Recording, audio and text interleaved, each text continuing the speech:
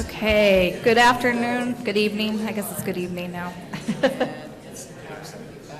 So welcome to tonight's work session. Thanks for your attendance. We're going to start with introductions so everybody knows who is here. And if we could start at that end. Susanna Nordoff, North Bend Counselor. Pat Gall, North Bend Counselor. Jenny Jones, North Bend Counselor. Barbara Schultz, North Bend Counselor. Jessica Engelke, Mayor of North Bend. Derek Payne, City of North Bend Planner. Drew Farmer, Coos Bay City Councilor. Troy Cribbins, Coos Bay City Councilor. Stephanie Kilmer, Coos Bay City Council. Carmen Matthews, Coos Bay City Council. Bob Main, Coos County Commissioner. I'm Jill Rolfe. I'm the Community Development Director for Coos County. And I'm Chelsea Schnabel, the City of Coos Bay Planning Administrator. And then online for sure, I know we have John Sweet, Commissioner for Coos County. And then I don't know, do you have city councilors or anybody online? Joe Benetti, Mayor of Coos Bay. Oh, thanks, Joe. And Councilor Sarah Stamen, Coos Bay City Councilor. Thank you. So I'm just going to give a summary of what the goal of this update is, just to try to keep everybody on track to remember what our end goal is with just this part. Because I feel like we maybe been here, there, and everywhere, and I just want to make sure we get back to what this goal is. So to summarize, the goal of this update was to update the maps currently used in decision-making, which are currently hand-drawn from 1970s era information. By including these new spatial data in a digital format in the background maps, the Coos Bay Estuary and the Shoreline Map Atlas, and digitize the original Mylar maps. So I'm just going to give a little bit of an explanation about how this was completed. So this was first done by Coos County staff digitizing the maps using the Mylar maps. And then it was given to the consultants to review all of the work and make sure that each segment for the zoning maps matched the management descriptions. So I don't know how familiar you guys are, but each one has a management description that gives you a description of where it's supposed to cover.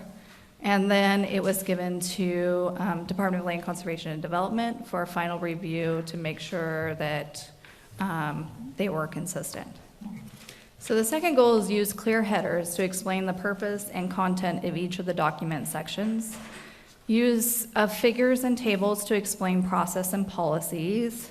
Update the reference in the Coos Bay Estuary Management Plan to the state and federal laws, regulations, agencies, and processes. Develop a comprehensive and consistent list of definitions. Inclusion of all management units in the Coos Bay Estuary Management Plan, because if you remember right, the plan was developed and then it was divided between the 3 jurisdictions. Now we're trying to bring it all back together. Capture the Coos Bay specific policies into the Coos Bay Estuary Management Plan. Clarification of joint plan maintenance, plan update, citizen involvement process, and integration of the Coos Bay data source into the Coos Bay Estuary Management Plan Part 2.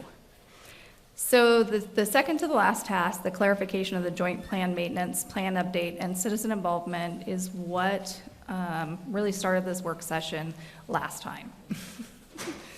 So this task we're kind of hung up on, and we're hoping that we can get some clarification today so that we can keep continuing to move this process forward. So at the last work session, staff provided staff requested some guidance and was provided some guidance on the additional work that needed to be done to complete Section 2 of Volume 2, Part 1 of the Coos Bay Estuary Management Plan. Clarification was needed regarding the joint plan maintenance, plan update, and citizen involvement process. There were comments made in regarding to the process that challenged staff to review and rewrite Section 2 to make extra effort to include not just the public comments, but also more tribe participation.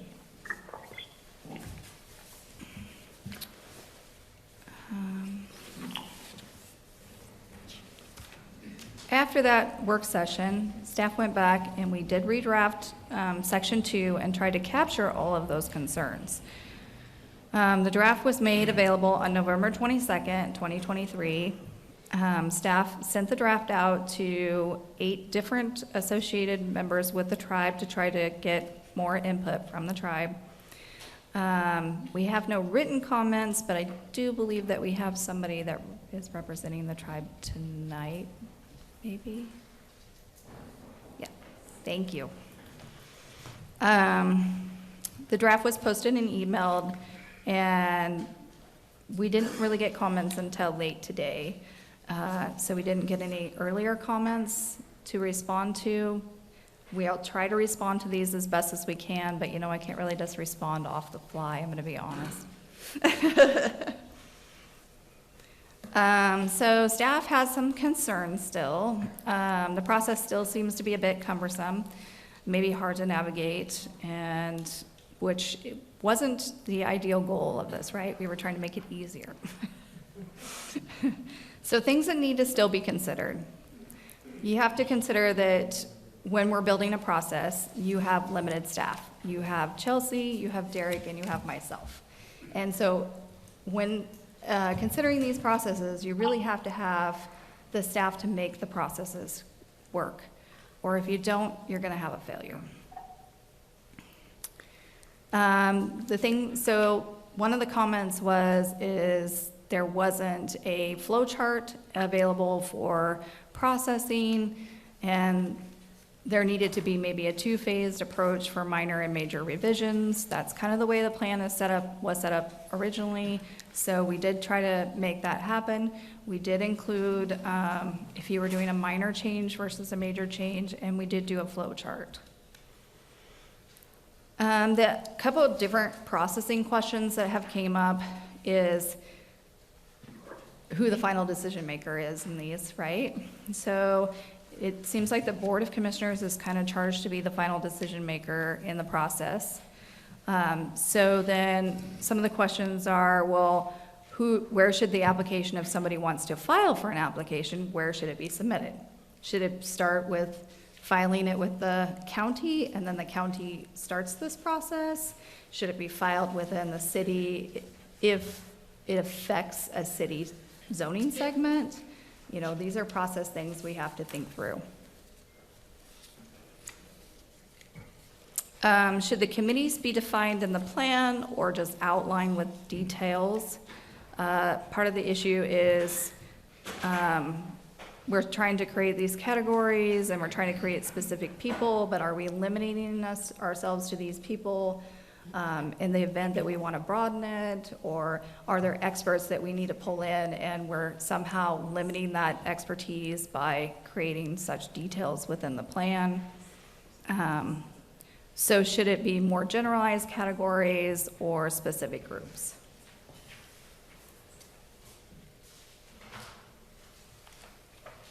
So moving forward, staff has prepared a resolution to try to get at least a commitment about what we're going to move forward with.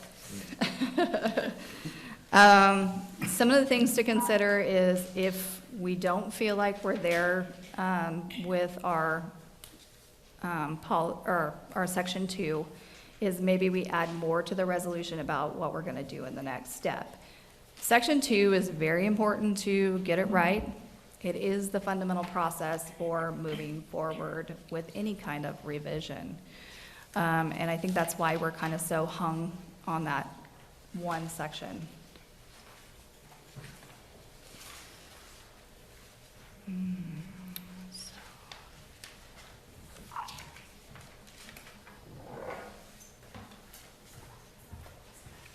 So some of the suggestions that we wanted to make moving forward, we also had a discussion about how the steering committee should act. Should the steering committee act as more of your, in a normal legislative amendment, more of your planning commission, and we do work sessions with your regular planning commission? Should it serve as the cohesive board that makes the recommendations for future plan updates? Should we be removing details and composition about R2 technical advisory or citizen advisory and technical advisory? And so I think that just covers more of the draft resolution. So did you have other things you wanted to add? I guess that I I'll missed? just kind of reiterate going back to the last work session, we heard some concerns, right? A lot of them about what's the process look like for amendment versus the jurisdiction pursuing, a major comprehensive amendment, or an individual applicant coming in and wanting to make a smaller change. And if you look in the staff report, that has been addressed. There is the process that we move forward with our committees, and in the staff report it talks about these categories of represented groups that would be part of the technical advisory committee, part of the citizen advisory committee, part of the joint steering committee. So that's kind of been fleshed out, and we want to talk about that more, but I think that's been addressed. Like, we understand it's important today to at least set out a path for how amendments are going to move forward, so we have that path going into the next phase. Doesn't mean it can't change, doesn't mean it's perfect, and it won't change, right? But it's kind of a path. What Jill talks about is the idea of who's going to be the decision maker. This plan would ultimately be managed by the county, and while the cities don't want to be removed, we still want to be a part of the process. Right. We want to have. Is your mic on? No, it's not. I turned everybody's mic on but my own. So we want to ensure the cities are still part of the process. That was the problem in the first place, right? The 3 jurisdictions diverged their plans. So we want to keep them, make sure everybody's on the same page. And through the joint steering committee, we would do that. And I think one of the questions we want to pose is, right now, the way it's presented, the Board of Commissioners would hold a representation there, but should they be removed? Because as decision maker, we wouldn't want them to make a recommendation and then make a decision, right? So the cities would technically be steering that, and then part of that process would involve joint work sessions like this in front of our councils and the Board of Commissioners, joint work sessions in front of our planning commissions, and also reviews in front of the committees, the technical, the citizen advisory committee, the steering committee, right? All of those people would be involved up front, and then it would go back to the steering committee. They would make a recommendation based on all of that, and then the county would make the final decision. And that would alleviate a lot of this process and confusion with the city of North Bend is holding a planning commission meeting, here's Coos Bay, here's the county, okay, now we're going to the council. So through that process, we'd be trying to make it more efficient and simple for both staff and elected officials and the public, right? So that's part of it, and that's outlined in here a bit, but we're also asking maybe we should make some minor tweaks to that, right? As far as the committee's composition goes, those were really drafted, I think, in part by the public, saying we want to make sure we're getting representation on both sides, from an environmentally focused side as well as industrial focused, right? And we want to make sure those are balanced, but we also don't want to tie our decision makers into having to select very specific groups and then find out in the future there are others who should or could be a part of it and be beneficial. So that is why we are suggesting those groups don't be very specifically, the composition are not very specifically defined in the plan, where we take that information and we move it to a resolution. And we say, yes, we agree we need to move forward on a comprehensive update. We agree we want to all pursue funding for it together. We agree the process should include public engagement, should be transparent, should be very broad and inclusive. And these are the categories of people and representation that we want to see in the committees. We want to lay that out in a resolution. And in that way, it's there, it's out, but it's not binding us if we want to make changes, right? If there is something that makes sense. So that was one piece I wanted to touch on.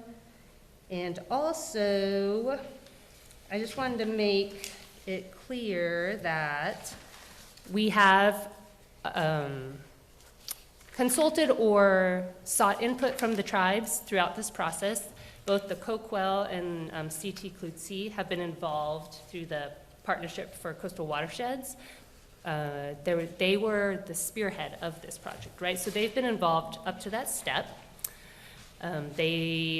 Matthew, correct? He's here tonight representing the CT Klutzy. Thank you for coming. I think it's important to reiterate that the changes being proposed are not substantial to the point where we are impacting the tribe's interest, right? Like, that's the goal. We don't want to do that in this phase. And also, we want to include the tribes. And so through the committees and the processes proposed, the tribes would have representation on the technical committee, the steering committee. And so very clearly would be involved. And that would be in addition to everything that planners have to do from a land use perspective anyway. We notice the tribes just for the KBEM out of policy 18 and just out of courtesy for any type of application. So I just want to make it clear that that has been the case. So they're not being left out, and we are certainly not trying to remove them from this plan. And anything else? I think those are the things that I wanted to touch on. Derek, no? Okay.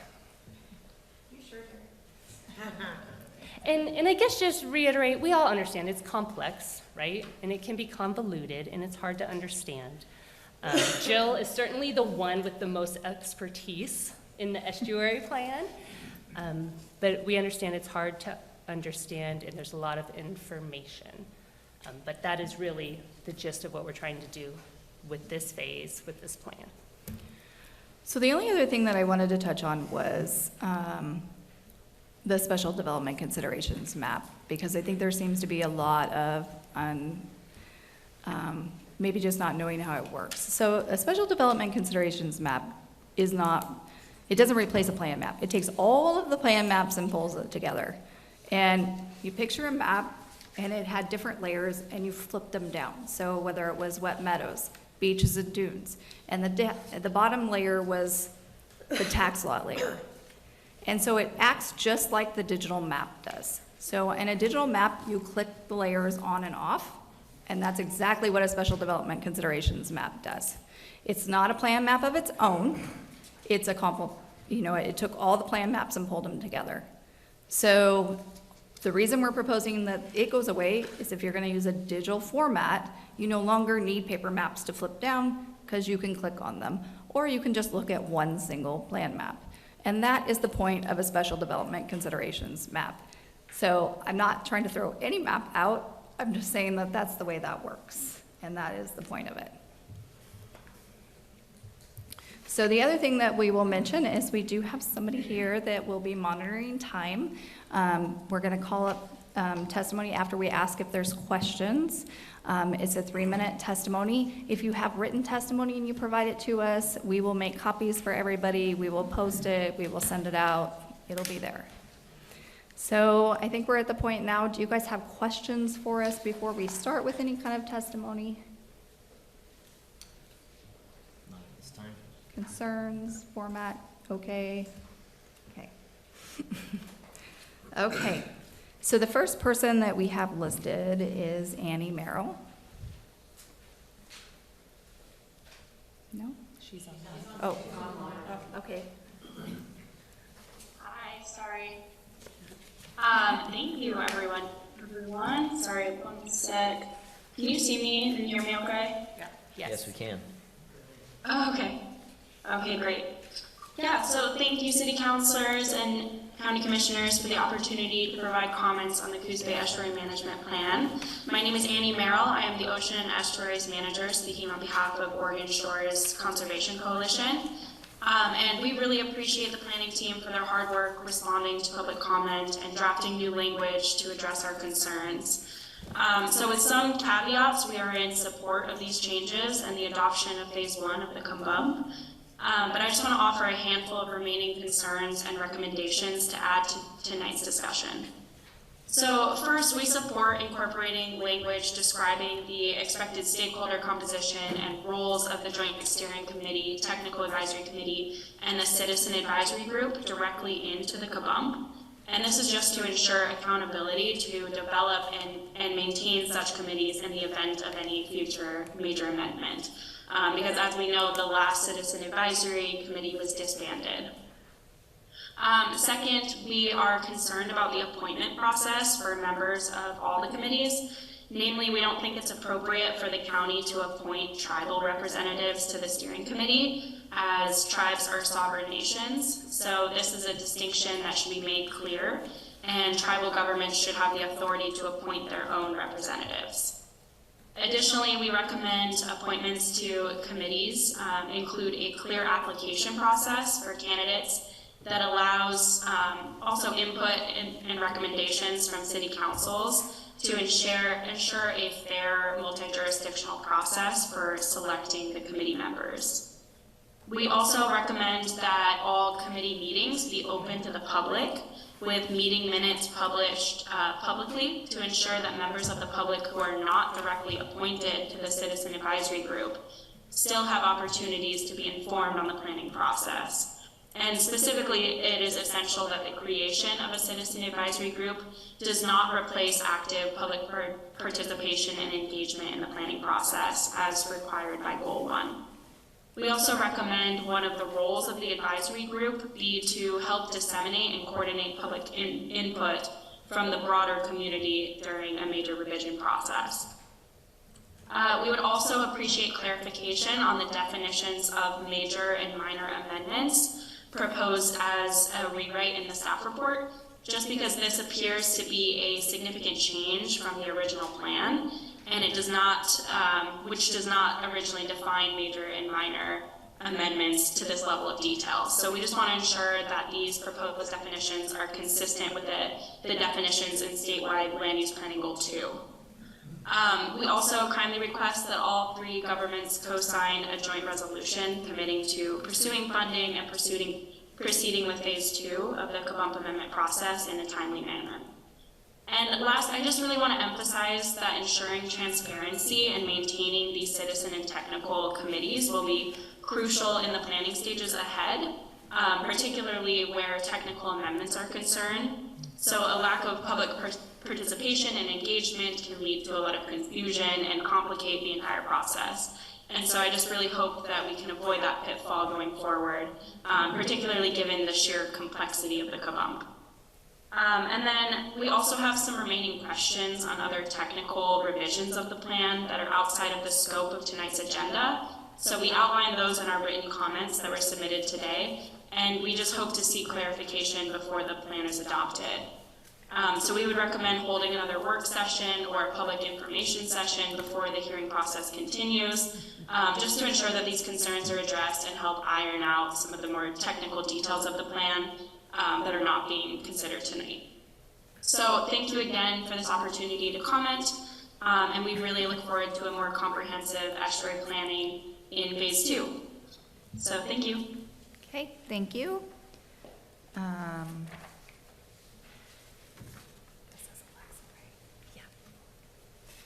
Alexa, and it may say Bernard, but I'm not really sure. Okay. Thank you. All right, I've got a suggestion about the Citizens Advisory Committees. Okay. Is to have a youth representative on each of the different committees.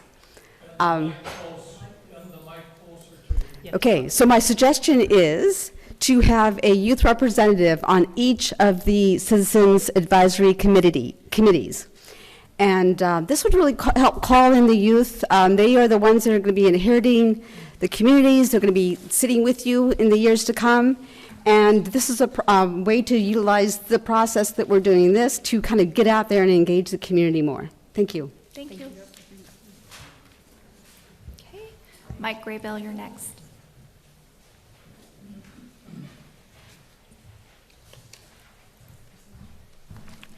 Thank you and good evening. My name's Mike Graybill, and I wasn't aware that we were going to be constrained to 3 minutes. I have a 2-page statement, and I hope that you would indulge me to get through my prepared comments. I've provided written comments to you, to most of you. I wasn't prepared. I prepared 11 copies, but there should be copies of my testimony to follow along. Again, I'm from Coos Bay, and my initial comments are good work so far. The work that's done on this 1,000-page roadmap for the estuary is highly technical in nature. I think we've identified that already, and the staff and the consultants should be congratulated on the excellent groundwork that sets the stage for the actual revision of the estuary management plan. As a person who's been deeply engaged in the use and interpretation of the plan during the multi-year Jordan Cove LNG process, I can assure you that even trivial sounding wording in a land use plan can have a big influence on the outcome of land use decisions. Clear wording and internal document consistency is essential part of a land use plan that can provide a predictable and legally robust outcomes for the proponents of a project. Tonight is the second work session, joint work session, that's aimed at ironing out wording recommended by the consultants that were hired to help the county. This work session is focused on clarifying the wording related to a tiny section of the plan that pertains to advisory groups. I agree that it's important to get the wording right as it relates to how members of the community will be engaged in the revision or the implementation of this plan. But I want to call your attention to the need to carefully consider and refine the consultant's recommended wording to advisory groups is far from being the only wording that has a wrinkle in it that could stand to be ironed out before any revision is adopted. When the consultants handed over their work back in May, they provided a 132-page revisions document as their final work product. And it outlined a long list of changes that were made when they transcribed the plan from its written form, hard copy written form, into a digital format. And also a significant part of this 130-page document was the work that they used to try and merge the city plans back into the county plan as the cities have been implementing the plan independently over the past several decades. I would like to just pose a question of the group this evening. Has anyone had occasion to seriously review the recommendations that the consultants outlined in their 132-page document? Excellent. There's one of us. Well, it's not surprising that very few people have had the time or the dedication necessary to go line by line through this remarkable work product. The revisions document points to hundreds of places where language changes are warranted. The consultant's work product has 3 classes of wording changes. One, they've identified inconsistencies that have actually resulted in changes to the document that were incorporated into the final work product that the consultants handed over. They also identified inconsistencies in the plan and made recommended language changes. And there's also a long list of inconsistencies that they've identified that offered no changes to the language. This is page on page. In case you're wondering, the recommended language that's been the subject of the past 2 joint work sessions about advisory groups can be found on page 32 of this 130-page document. And that talks about citizens' involvement. So I support and I'm grateful to the cities of Coos Bay and North Bend and the county staff and the planning commissions for trying to drill down and get the language right on advisory committees. But I can assure you that that's not the only one of the hundreds of recommended changes that need to have the wording tightened up on it. And I can offer one example to highlight the fact that it's premature to adopt this plan in its current form. There's a section on page 29 there, and if you follow with me, it's the highlighted section here, where it talks about in-bay disposal. There's an in-bay disposal site up in the upper bay, and there's an in-bay disposal site in the lower bay for dredge material disposal.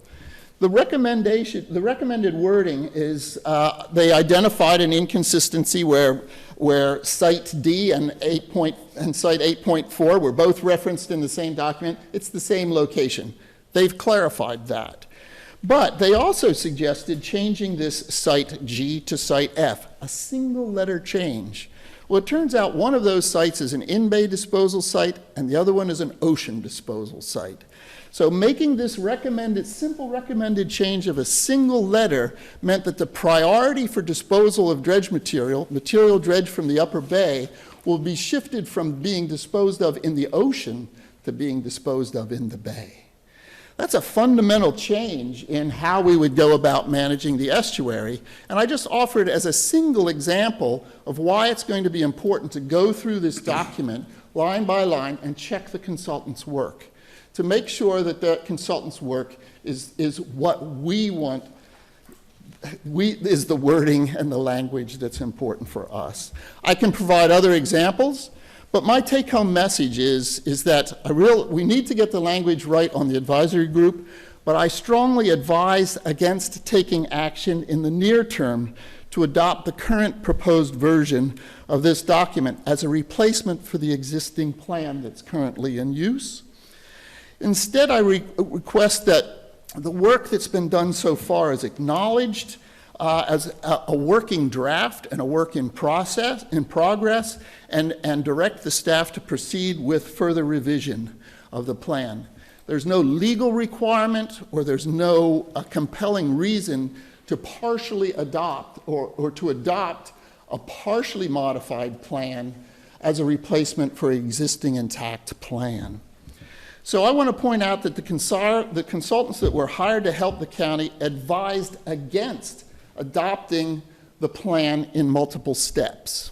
That's their top line recommendation in their transmittal letter.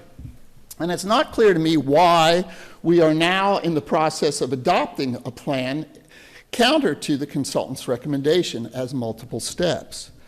So I hope I've provided evidence that the current version of the plan isn't in any condition to be adopted as a replacement for the existing plan. It's an excellent work in process, and because the purpose of the land use plan is to serve as a foundation for predictable, defensible development. Replacing the current plan by adopting this draft version that we have right now will make the plan more difficult to use and more subject to legal challenges. Thank you.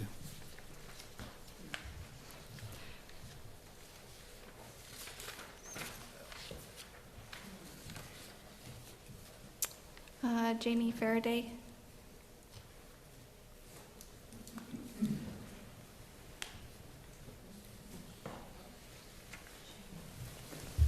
Jamie Faraday, Coos Bay. I will take less time. I really appreciate what Mike just said, so I'm going to make this about a minute. I am a retired teacher in this district, or in this city, from the school district in Coos Bay, and I've given testimony, both written and verbal, to this group and individually to the jurisdictions. But all I want to say today is this is such an important thing to this community, to me personally, that I would love for you to come out to see the Millicoma Marsh Trail. How many have been on the Millicoma Marsh Trail? Raise your hand. Oh, good. Well, I would be happy to be your docent next time to point out the features that you may not have recognized the first time as they pertain to the Coos Bay Estuary Management Plan, our estuary. So that's all I have to say. And if you want to get a hold of me, it's mmt@cbk12.com. That's my district email address that'll go right to me. Thanks. Thank you. Steve Miller.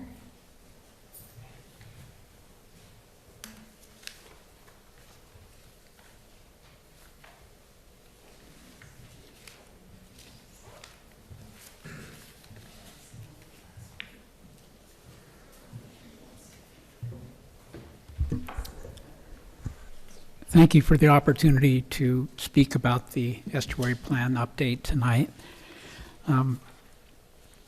I looked basically at your last staff report and worked with that and considered the points that were made and found some things to talk about and observations about those that I'd like to share. So it's kind of set up in some sections. Regarding that section 2.4, committees, roles, and responsibilities, A staff comment states that the plan could specify the membership and number of members on the committees in a general way, with further details left to a Phase 2 update. Doing that may not ensure the desired broad representation of our communities on those committees. The more prescriptive approach, where the number of members are set and the interest or expertise for the positions are also specified, can possibly better ensure broad community representation. Regarding the Joint Steering Committee, I agreed with the first speaker. She suggested that tribes should be able to appoint their own members to the steering committee, and I agree with that. And I think the staff observed that as well. The tribal governments, there are actually no specific details for how the tribes will be engaged in the consultations called for in planning documents either. That was something that came up earlier. It was interesting to me that in the staff report recently, the staff noted that the tribes were not even mentioned in the original plan.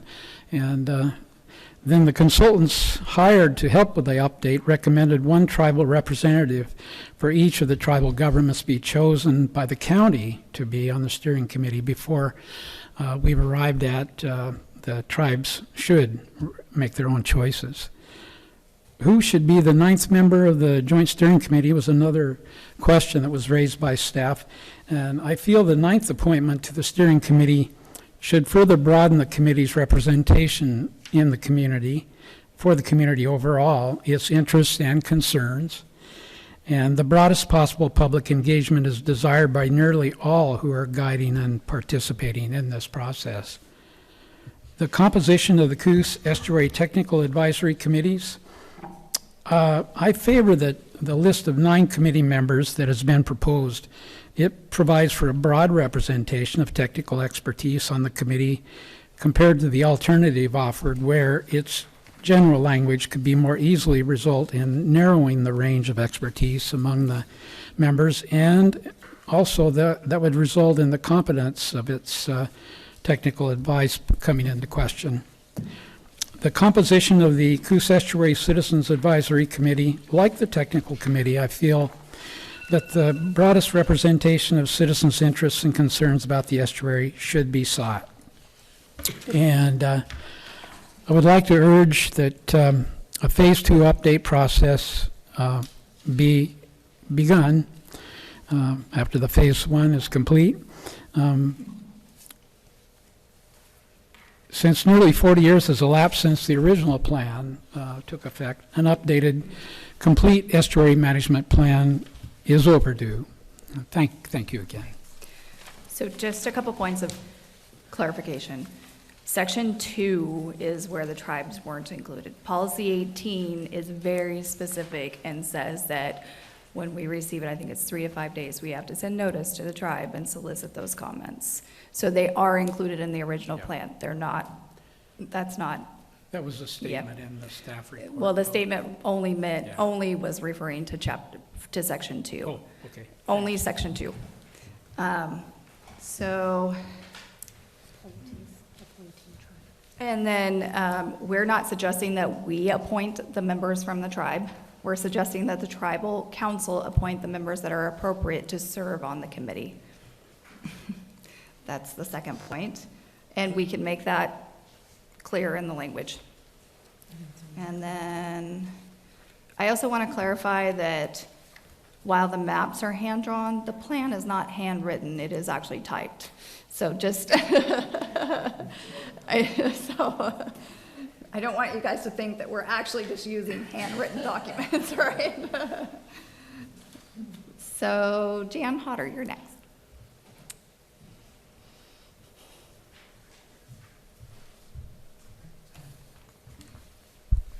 My name is Jan Hodder and I live in Charleston. And I've attempted to follow this process that the cities and the county have suggested for what has been called a partial update of the CBEMP. I've attended several meetings, including those hosted by the U of O consultants, and it's become clear to me that we should be very careful in how we proceed. At the beginning of this process, it was my understanding that the consultants were to take the current CBEMP, turn it into a digital document with hyperlinks, update Part 1 plan policies as necessary to make sure that current laws and regulations were met, connect the Scrivener's errors, and bring the three jurisdictions, the county and the cities, back into alignment in one guiding document.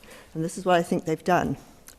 But in the last 3 or 4 meetings, details have come up that involve more than these topics: the role of the port and the tribes, the composition and roles of committees, and now considerable changes to the minor and major amendment process, which I must admit I have a hard time understanding. I recognize that the county and the city staff have spent a lot of time and effort to move this process forward. But to me, it looks as though we've already started the Phase 2 update of the CBEP, and I don't think this is how this should be done. I would caution that adopting this partial update at this time is unwise. We are all familiar with haste makes waste, indicating that rushing can lead to costly mistakes. We experienced those costly mistakes during the Jordan Cove permitting process. Let's not go there again. I suggest we slow this process down. We leave the CBEMP as is for now. Another year or 2 is not going to make a lot of difference to a 40-year-old document. I also suggest you convene a working group of those that have had a deeper dive into the work of the U of O consultants and the suggested updates of the current plan to ensure that everyone is on the same page as much as possible. And finally, that all 3 jurisdictions task your staff to work with DLCD and potentially other funders to obtain funding to make the current CBEMP and do what the U of O consultants and the Partnership for Coastal Watershed and the broader community has recommended: a full plan revision with no intermediate steps. Let's not open up a can of worms by doing this in a piecemeal approach. Thank you. Thank you. I do want to make a point of clarification. Yes, it was created 40 years ago. We did go through a periodic review in the 90s, so it really is not completely 40 years old. The maps are 40 years old. Second thing is, if you guys were around, we attended the meetings, there were 3 different suggestions from the consultants. 1, you could do nothing. 2, you could do a partial revision. And 3, you could do a full revision. And that information is also was included in a work sessions that we've had, these open houses. And what we got from everybody was move forward with the partial revision because of the size of the document and the funding. However, if you choose to change that, then, you know, we can have that discussion too. And so next we have Donna Benetti.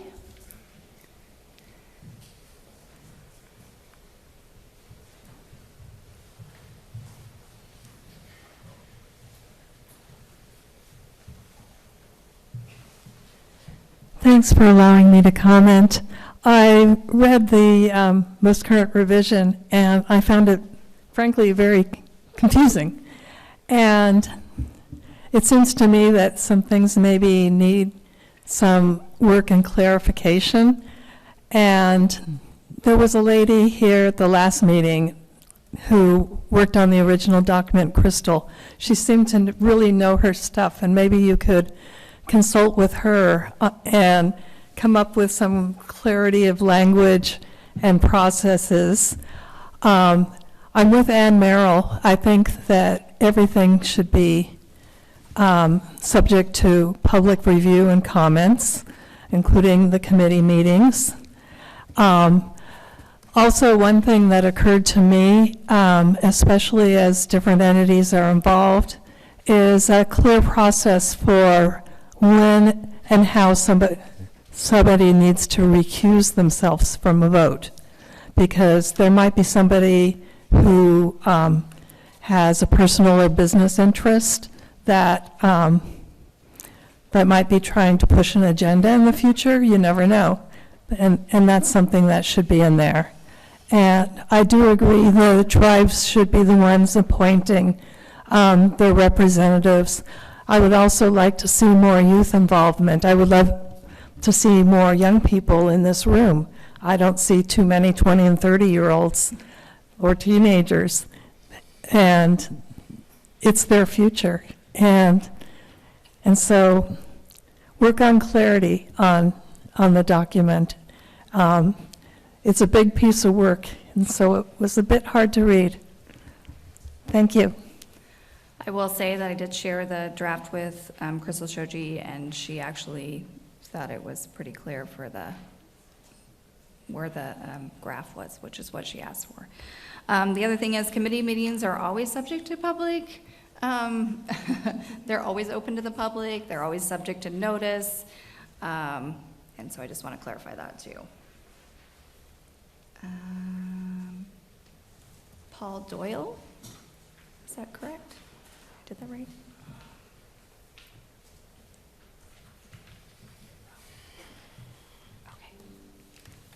Okay. You go by Rocky, I'm sorry. That's okay, Paul Doyle. I like to go by Rocky. My great-grandmother gave me that nickname while I was on her lap in a rocking chair, so I'm kind of proud of it and like it. Live in the Barview area on the Kilkitch Reservation. I'm a Coquel tribal, I'd say elder, but I think that might be obvious. I don't know that what I have to say is very germane to what we're working on right now. I want to thank everybody who's working so hard on this, staff and the people who are showing up and going through the documents and trying to get this right. And people who are sitting here listening. This can't be anybody's idea of a good time to be out here. That could be why we can't get the 20-year-olds engaged. I don't know. I have to say that I'm a Coquel member, but I am not speaking for the tribe. Brenda, it's in the record here now.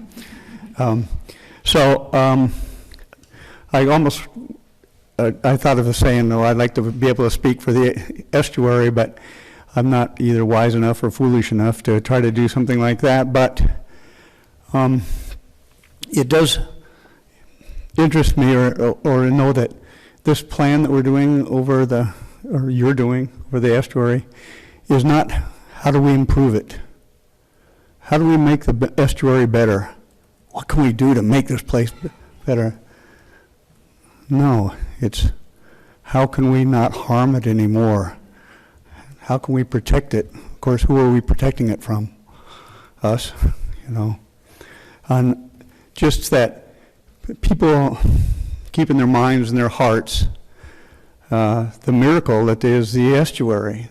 We don't even have the same concept of what we're talking about. Is it just the water, where the salt and the freshwater mix? Is it the land that defines it?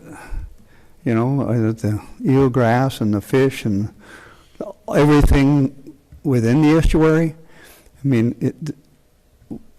we're in the nuts and the bolts of trying to figure out how best to protect it, and we sometimes got to come back out and look a little bit larger. We're kind of little ants trying to do all this stuff in the estuaries there, but the one thing we can't improve it, but we can sure as hell harm it more than we have.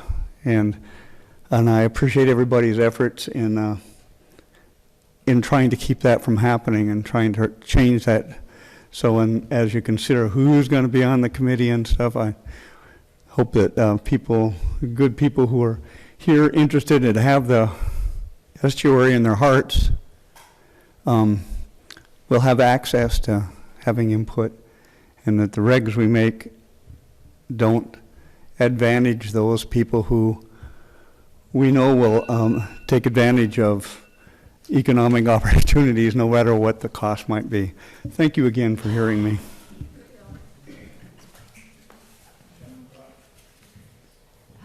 Chuck Erickson, you're next.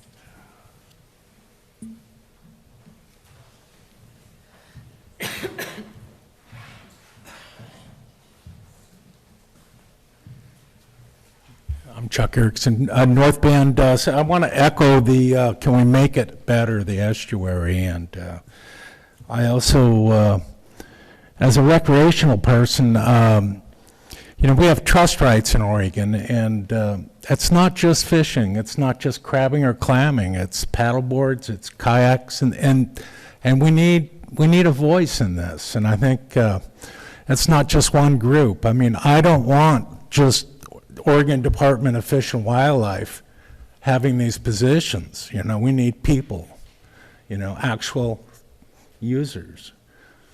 That's really, I'm late in this, and I just want to make sure that's really all I got. And leave something for our children and grandchildren. I mean, you know, I've been here 69 years, and I've watched it disappear. It's sad, you know. Yeah, we've lost 70% of the songbird population. I mean, it's devastating. Where are the bats? I mean, you know, this is on our watch. You know, it's not our children's fault. It'll be on us. So thank you. I hope you think hard.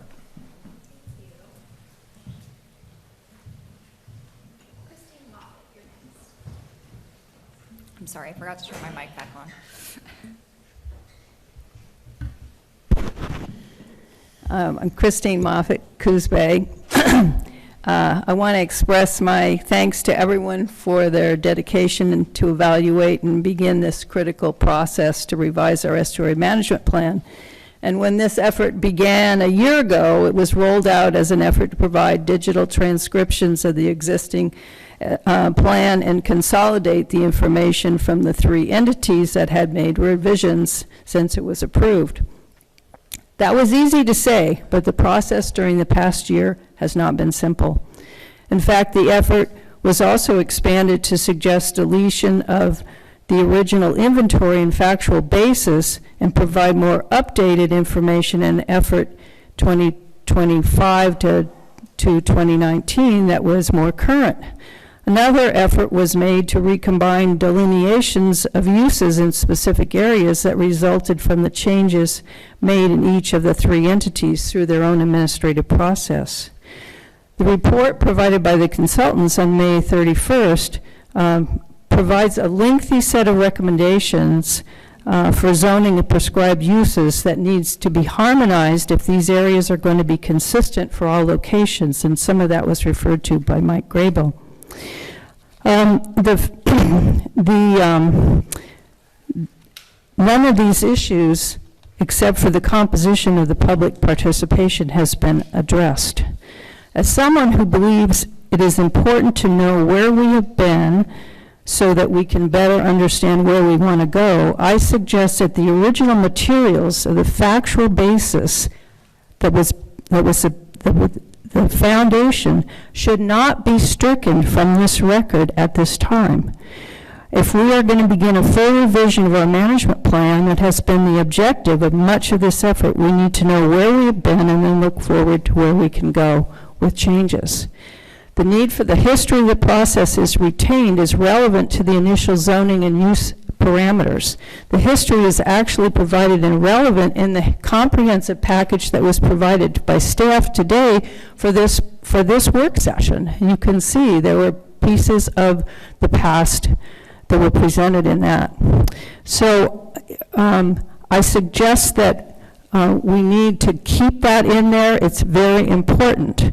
And essential for all our efforts is the need to assure that comprehensive public participation and accurate views are included in the present and the future. And it's appropriate that this meeting tonight, when so many of the community are facing flooding from an atmospheric river, that we are discussing these needs. We are discussing the need for tribal consultation throughout our planning that was not part of the previous plan. I would suggest that we look at all of these efforts in this past year as a preamble for learning what this real digital revision is, and that it is not complete, and rather that we continue to work through the structures that we have been able to provide through this year-long effort to commit to moving forward with a full revision that can address the challenges that we need to build on with the experiences of our past year. I support not adopting a partial revision until we have fully vetted it and move forward to a full revision. And thank you so much for all of your efforts throughout. Thank you. Mike Dunning, you're next.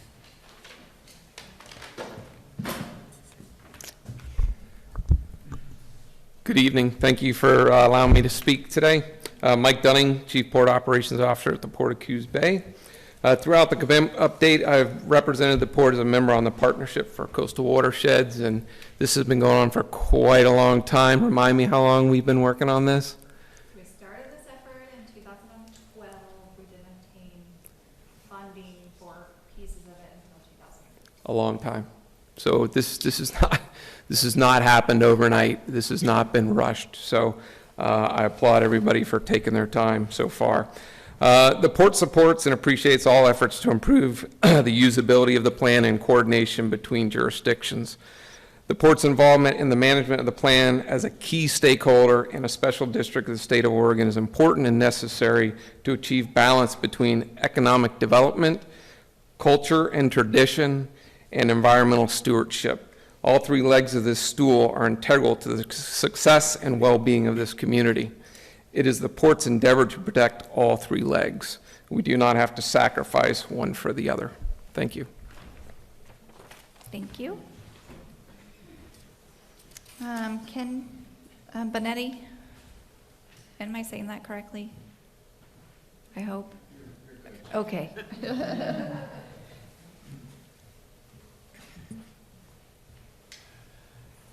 Ken Bonetti, North Bend. I just want to say that I appreciate all the work that's been done, particularly staff who really carries the burden much more so than the rest of us, so I really want to thank you. I agree with most of the statements so far. I don't want to repeat too much. My main concern is with respect to the steering committee and well, I have a couple of concerns, but with respect to the steering committee, the membership is listed and it includes the Port of Coos Bay, the tribes, and I think there needs to be a process for recusal when the interests of members of that steering committee conflict with the decision-making over implementation of the plan. Say that one particular member of the committee represents an entity that stands to gain from significant changes to the plan or significant zoning changes and so forth, that there be a process for identifying that conflict and then requiring a recusal of those who have such conflicts. I think that's really important, a really important point to me. I don't know how it is for you folks, but I think that we need to do that. And I think that the participation of the tribes and so forth needs to be spelled out very clearly in detail, and with the intention of taking advantage of the tribes' long stewardship of the lands all over this country, but particularly here, and that maximum effort be taken to take advantage of their knowledge and traditions. And then finally, as far as the public participation, that, in my opinion, needs to be spelled out longer, and there should be no substitution of committees for actual public participation with sufficient notification and so forth, so everybody can have all the materials necessary that they need to make informed comment. So that's all I have. So thank you very much. I appreciate it. So just point of clarification, this has to go through a public hearings process. This does not take anything out of public participation. It's noticed in the same way. It goes through the same legislative process that's required. It's set in statute. We have to follow that. Dana Gobb?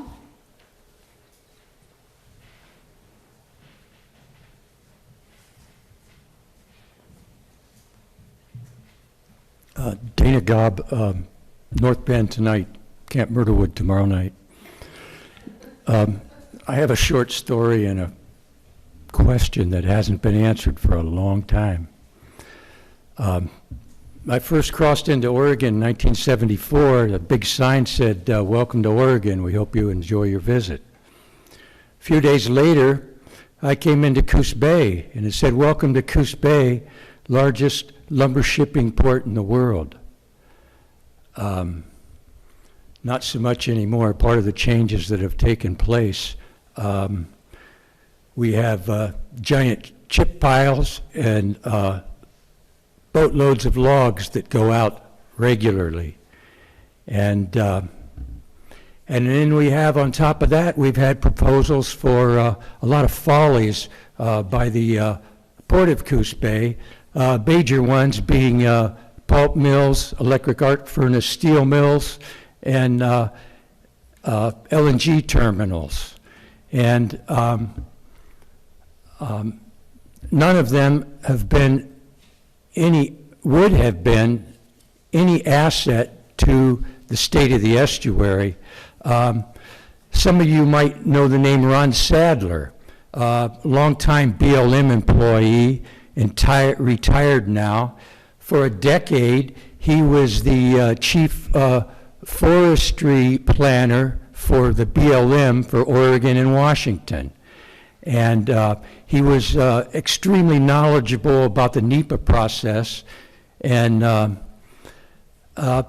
actually called for a baseline study of Coos Bay so that when and if one of these proposals, pulp mills, steel mills, terminals, LNG terminals, did come to fruition, that with a baseline study, we'd know what we had so that when we added to it, we wouldn't end up with a worse cocktail than what we had to begin with. As far as I know, that's never been done. And I do understand that the estuary management plan is a big piece of work, and I think that a baseline study of Coos Bay is crucial to that. That's again, I guess I've said this before, but I'll say it again and again, is that the estuary is the most valuable resource that we have. Let's get it right. End with a Native American adage that I read at one point in time. Said, we don't inherit the earth from our ancestors, we borrow it from our children.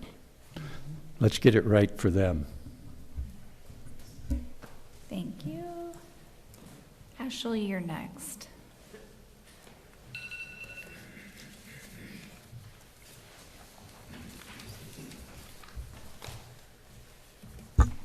All righty. Well, thank you for another opportunity to make comments about the Coos Bay Estuary Management Plan. Again, have to note, it's so great having all three jurisdictions here in the same room.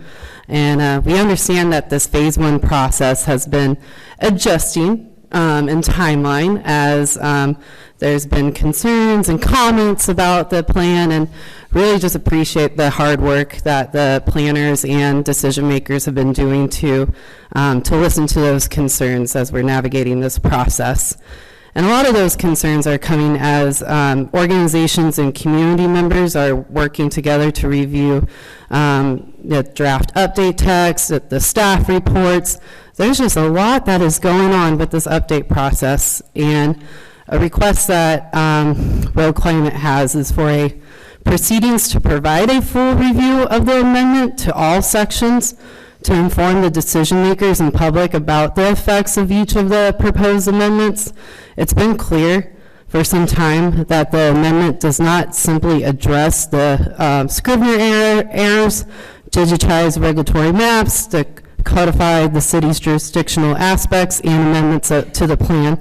But that's how the process has been explained. And, you know, we've been noticing that as we're doing more of a review, we're bringing our concerns and comments. And anyway, we just know more, don't we all just love more meetings, right? And at this time, Road Climate urges that to not adopt the amendment until the review has been conducted.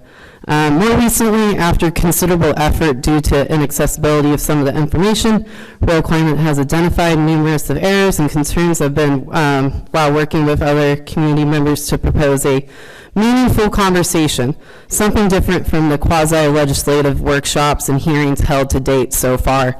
We ask for appointment of a subcommittee or a working group that includes like the planners, representatives from the jurisdictions, as well as community members to have an open forum to the public to discuss these issues before moving forward. And there's some issues that would like to share more. One example is the example that Mike Grable addressed in his testimony earlier. Given those points, Royal Climate believes that it's time to start discussing why a Phase 1 amendment is needed and time to start a discussion about why this is not a Phase 1 amendment at this point, but more of a substantial revision to the CBEMP. At best, the jurisdiction should only acknowledge the work and treat it as a starting point for the more comprehensive work to come. The next step in the meantime would be to convene the Citizens Advisory Committee that we're talking about and to start a public discussion about the proposed changes in the amendment currently before to help inform the community and also just for all the jurisdictions to get on the same page about what the work is happening because yeah, it seems like besides Drew, I don't know who else has gone into the weeds of the plan. In terms of tonight's agenda and in regards to the staff report, there are concerns about the adjustments in text about the major and minor amendment process. Yes, sorry for submitting that comment earlier today, but would you go into more deeper detail about those concerns? To highlight one is like just noticing that there's like some details in the figure that are not in the text and just trying to make sure like is there alignment between what's being said in the text and the figure for that section there. In regards to establishing committees, Goal 1 requires that the plan provide for citizen involvement. Having the committees as a resolution will not work for the committees. We appreciate the work that has gone into setting expectations for these opportunities and the logistics of including the community in the work of considering major plan amendments. One addition that we would like to see regarding to the process, a clear statement that the work of the committees and the committee meetings are subject to public meeting laws. We appreciate the concerns about the capacity of jurisdiction staff to host and facilitate such meetings, but believe that there should always be ways to allow and encourage committees to work somewhat independently. We encourage a conversation about what that could look like. Finally, regarding the committee's makeup and roles, tribal involvement and consultation, and the commitment to moving forward with a comprehensive update, Royal Climate joins the comments that Oregon Shores, supports the comments that Oregon Shores submitted as well on those regards. So, all in all, thank you for considering these points. I know there's already been lots of work leading up to this point, and there's going to be way more work ahead, and just continue the opportunities to encourage for that collaboration. And yeah, again, just appreciate everybody's time. Matthew, and I think it's Schwabel, but I just butchered it, sorry.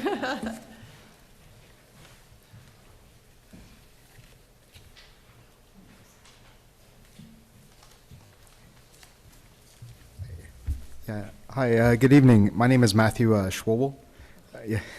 I'm the director of the Confederated Tribes of Coos, Laronko, and Silasala Indians Department of Cultural and Natural Resources. I'm here to provide some brief comments on behalf of the tribe. First, the tribe appreciates and supports the language creating a joint steering committee discussed on page 10 of the staff report. We would further support that language should be amended to make it clear that the tribe will select its own representatives of the committee. Second, the tribe requests that section 2.3.2 discussed on page 8 of the staff report be modified to provide for notification to the tribe and an opportunity for consultation for any major plan amendments. Lastly, the tribe requests that section 2.3.1 discussed on page 5 also be modified to provide for notification and include language that ensures that the requirements of policy 18 are complied with. The language is somewhat confusing and appears to suggest that single-use activity application is consolidated with a conditional land use activity.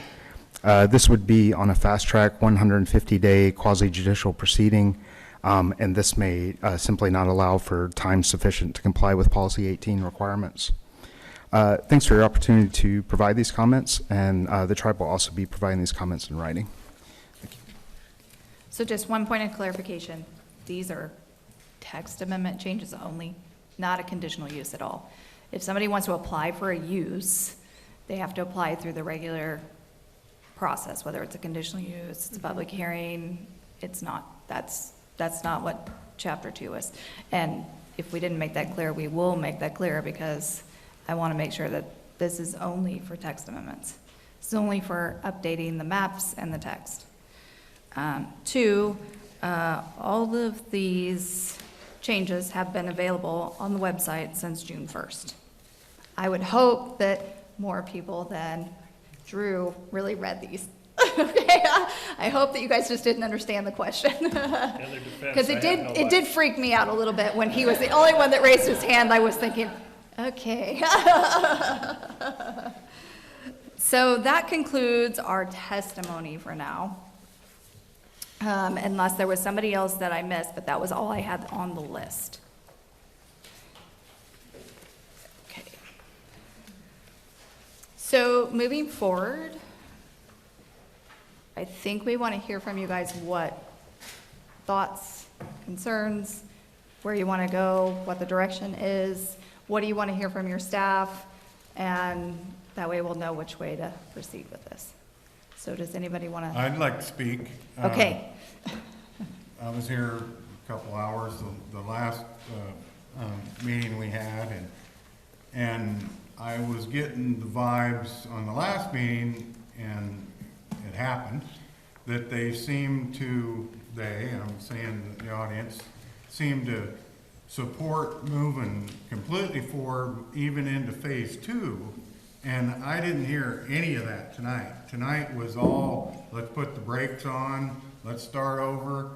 You know, a couple times Mike even pointed out, he said us, and if this thing gets to an us and them, we're not getting anywhere. So I did get the vibe from the last meeting that they wanted to, you know, see this thing go and get into phase 2. And you can probably look on the tape or something, and that was a conversation in the last meeting. And this meeting, it's all, Jake, break it right back down. So we're not getting anywhere yet.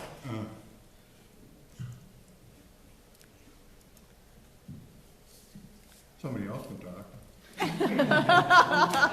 I have a question. Do we have funding to correct some of the inconsistencies that Mr. Graybill pointed out?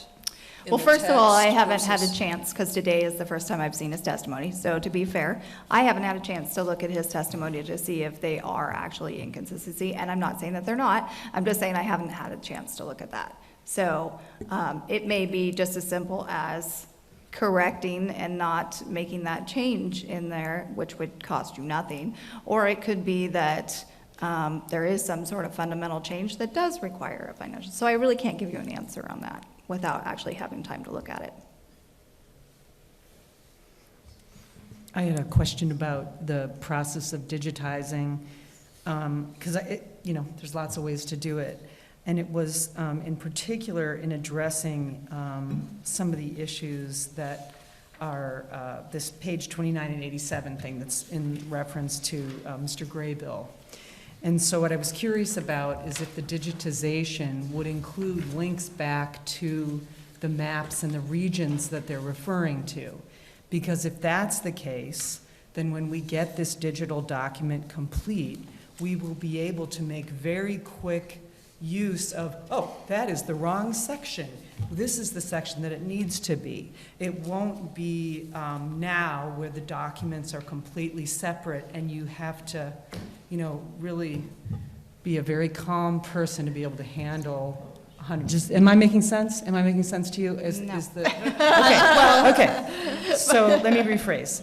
So is the digital document, when it references, say, Region F or G or 8.4, will it, in the end, be a link back to a map? No. Okay. We do not have the ability to do that. Okay. I wish we did. That would be awesome. Yeah, that And would if somebody finds that, let me know. And I'm going to actually point to Derek because he's like the most knowledgeable about GIS, but I don't know. It's a project. You'd have to create that, but Well, a lot that's of what we what need to Mike do. was talking about at that point was dredging restraints and where dredging material goes. And that's not dictated by Coos Bay Estuary Management Plan. That's dictated by the Corps of Engineers, so, yeah. Well, it has to be an approved area in the Coos Bay Estuary Management Plan before you can apply to the Corps of Engineers to use it. So yes and no. There's a twofold process. And I just offered that as an example of some language that needs to be tightened up. Confusing. There's quite a longer list, but I just offered that as one example. So Councilor Jones, to your point, it is possible to link a map to a page of a PDF. I don't know if it's possible to go the other direction, if that answers your question. I was just thinking if the maps are online. I remember a demonstration the BLM put out several years ago over at the casino where we could look at descriptions, documents, and then you could click on the layers of the map relevant to that. Are you So talking that's what I about was thinking about. story map maybe? That would probably be the one. Yep. Yes, we would love to do that. We would love to find funding to do that. That would be really awesome. Okay, okay. So, given that, I also, if I'm understanding correctly, I support that the jurisdictions make this common resolution because that's at least a step forward, a big step forward. Yes, thank you. Counselor. So I think we heard a lot of great feedback tonight and some really good comments. So the intentions of phase one are to digitize the maps, do some text amendments. And so, for example, some of the comments tonight that it was really resonating, of course, as a teacher, I love hearing about wanting to get a student advisory board or the youth involved somehow. I think there was some great feedback about what is the recusal process, if there's some conflict there, and quite a few other things. So if phase one were to move forward, I've heard the language used before about like this is a living document.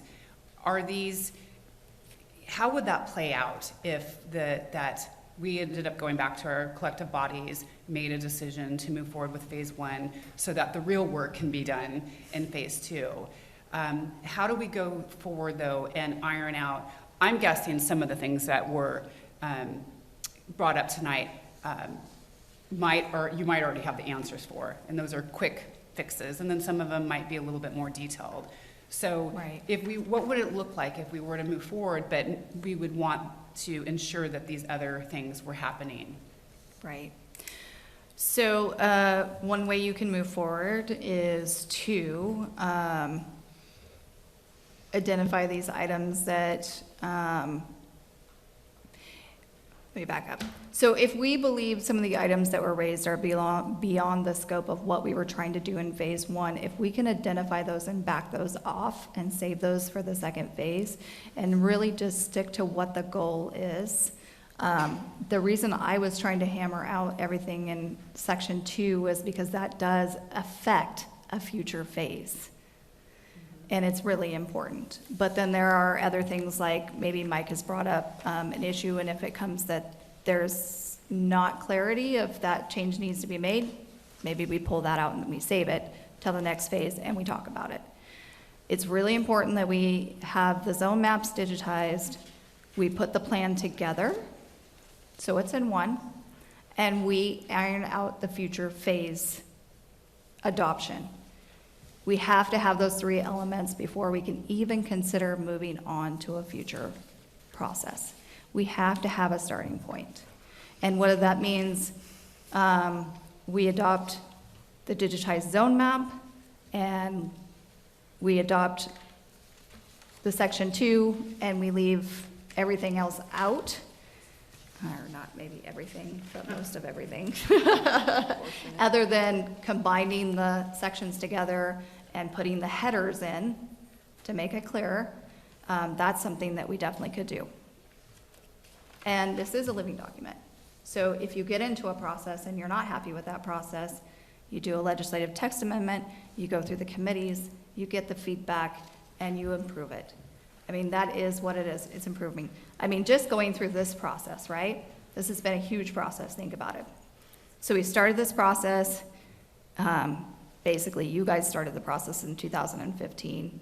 I don't know if any of you were here except maybe Commissioner Maine. I don't know if anybody was here in 2015 except I was at that meeting. Okay, so in 2015, we had a big work session. Yes, you were, because you were sitting next to me, I remember now. So, and we had that meeting, actually, that was the 2019 open house. But we had the meeting starting in 2015. We did the Mill Casino. We had all this public input. We tried to get as much information as possible. In 2019, we brought it to all of our planning commissions, and we brought it to our city councilors and our board, and we said, look, we can't afford to do maybe a full revision unless everybody is willing to pony up the money. And it was extremely expensive, because these are extremely expensive. But we need a starting point, so that was the midway, or we could decide not to do anything and just take the presentation and go home. And we opted to do this in phases just because it is so big. But the important point is we needed a starting point. And we have to be able to show that we can make some sort of progress, or we're not going to get funders. Let's just be honest. And how many of you have done grants, and you've had an unsuccessful grant, and then you go to try to apply, and they say, you're completely unsuccessful, you can't get it together, we're not going to fund you. So we have to have a way forward. We have to have something. And so that's why I'm suggesting we can step back, we can say, what are the minimum requirements we need to do phase 1? And again, I would suggest that is adopting the zone map, the digitized zone map, figuring out our future process for section 2, and what was the third thing? I forgot the third thing. Bring the plan together. So if we bring this plan together, the thing we do have to look at are making sure that we keep definitions that will support both plans. And then we're going to have to identify those and make a resolution to those later if there is a conflict. The other thing that is very important, and I cannot remember who brought this testimony up, was the historical document. I would never throw a historical document away, ever. If you come to my office, there are files and books and files and books and files and books dating clear back into the 60s. I have every piece of document there ever was on this plan. I'm happy to open my door and share it with anybody. Thank you. So I am in favor of keeping all the Mylar maps. So if for some reason we look at this digitized map and we say, that doesn't really look right. And then you go back to that Mylar map and you use that Mylar map because that was the original map in place. Because we all make errors. No matter how much we vet it, you know there's going to be an error. That's good. Well, what you described sounds very reasonable to me. So, I mean, really, if we want to put it in a resolution and try to get something adopted that says this is what we're going to do, I would feel more comfortable, honestly, if we had one more work session, even though I'm scared to push this out because I think the funding opportunity is in February, and I'm scared we're going to miss it.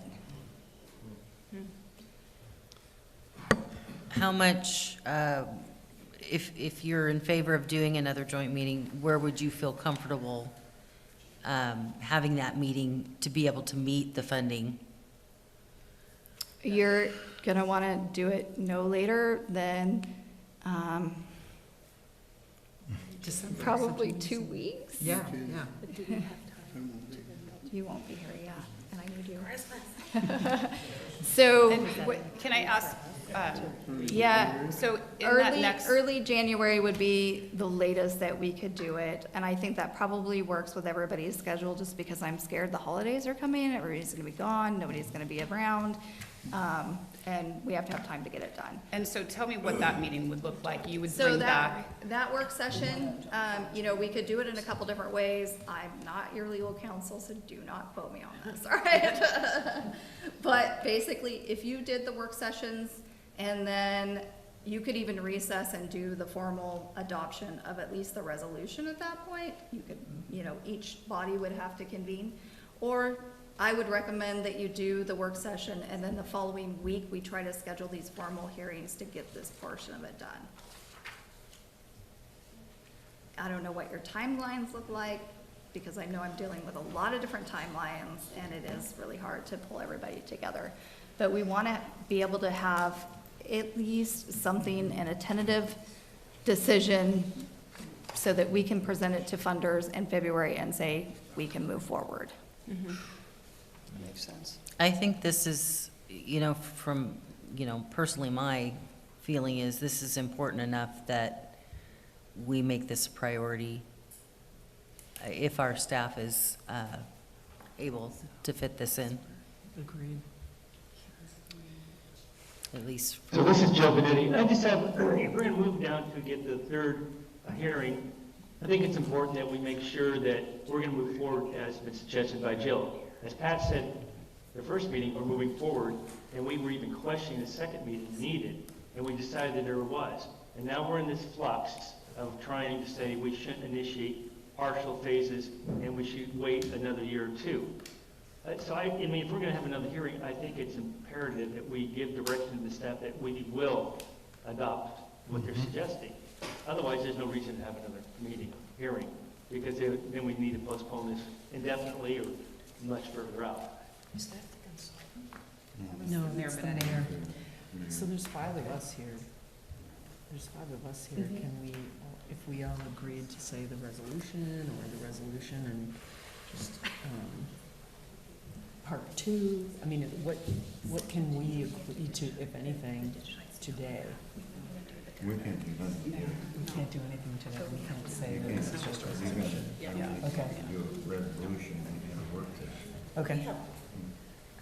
I don't think we need to take formal action. I just think we need to give direction that this is where we're going to go. Otherwise, then why move forward this and waste everyone's time? I don't think formal action is going to be possible tonight. But, as Pat said last time, we were moving forward and even questioning having this second meeting, and then we decided that we needed to do another committee and kind of ratify everything and form it up and give it to move forward on it. And now we're in the phase that we're talking about getting a third meeting. And that's fine. I think, it's important that we do that, but we also have to make sure that we're going to move forward or we're not going to move forward. And we're going to proceed another way, not in phases, but, as has been stated by some of the public comment, we would have to wait and adopt everything at once, which I don't know if we have the capacity and the time and the staff to do that, so. I think you nailed it there, Joe. I really do. I think, yeah. Mayor Benetti, it was a little bit hard to hear you there. So what exactly are you suggesting? Well, I just think that we, as these different groups, have to commit to the staff, and Jill and Chelsea and Derek, that we will going to move forward on this and what they suggested tonight. As you suggested, Jessica, you asked that you liked what Jill suggested, that we digitize the maps and the zones and do future process and do a plan together. But what the commentary is, the majority of it is that we not move forward on any phasing whatsoever. I'm saying if we're not going to move forward on phasing, then we need to readdress this and think about it differently. Or we're going to move forward as been suggested by staff. Yeah. If, and again, I know this is a joint work session and we're not here to make any decisions, but, and this is where my city administrator isn't here, but I'm looking at yours right now. It would be easy to come to a consensus from the North Bend Council, because we have 5 of us here, come to a consensus that we most likely would be comfortable moving forward with what Jill had proposed to just the text amendments, just the digitalization of the map. I think there'd probably be enough of a consensus that we would be able to want to move that forward, but I'm not sure what the best way to do that is. So I'm not an attorney, nor do I play one on TV. However, I would suggest that this isn't an action meeting, but giving some consensus is appropriate so that your staff does know how to walk this forward, with the goal that next time we meet, there would be an actionable meeting posted so that these folks would know you are coming to those seats to take action. And that's what I agree to. And I think Jill also stated, and we have Wayne from VLCT on here also, we got a grant, I believe, from VLCT to move forward on this. And we're going to need more grant funding to do this. This is a large project and very costly. And so if we don't meet the timeline, as Jill said in February, we will not have the funds to move this project forward. And everyone in the room when we had our first meeting, and probably going back to 2015 when I was not around when this happened, but is that we want something to be done, and this needs to be addressed. So if we want to do that, then we need to meet these time frames to get these grants to do this. Jill, can you just repeat what you're suggesting? Yes. So what I'm suggesting is we accept the digitized zone map. We pull all three plans together. We put the headers in to show that it's clear, this is what we're looking at in the plan. And we're going to have to look to see what they said was a conflict between the two plans. And then that's it. That's What about the it. resolution? And the resolution, I'm hoping that you guys will adopt a resolution. It doesn't even need to be this one, but some sort of resolution that says we're going to move forward. Chapter 2 is the other thing. Chapter 2 has to be resolved. Well, this is. So we have a process in place so that we can go forward. So it has to be resolved before you can do phase one? It has to be resolved in phase 1, yes. Okay. So would a path forward be so like the North Bend's timeframe, we would meet again for a work session in 2 weeks from whatever this Monday was. So it was, I think it's the 18th. The 18th. So the city of North Bend has a work session on the 18th. Would we, like those things that you just suggested there, that would give us an opportunity to go through like one work session that's already planned. It's not too late to get it on the schedule. Have another opportunity to ask any questions to our city planner or whatever you would want. You know, it's not a group joint work session, but we would be able to have an individual work session then.